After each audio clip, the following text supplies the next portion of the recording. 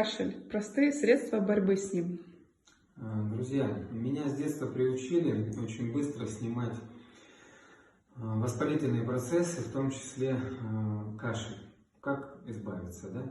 Самый простой способ – это китайская звездочка. Я как-то привык к ней.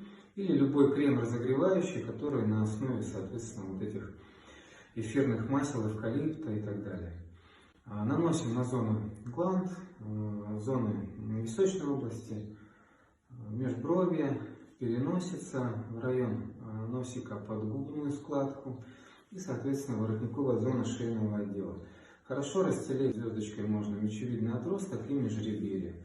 Неважно, это ребенок или взрослый, вы дышите этими прекрасными эфирами, вы прогреваетесь и, соответственно, смягчаете как минимум кашель, мокрота отходит. В нашем рационе есть такие средства, как живая вода от самой природы. Великолепно работает при любых бронхолегочных заболеваниях. Также наш бронхолегочный бальзам или сбор. Поэтому, друзья, не кашляйте и входите в весну с природными прекрасными продуктами и здоровьем.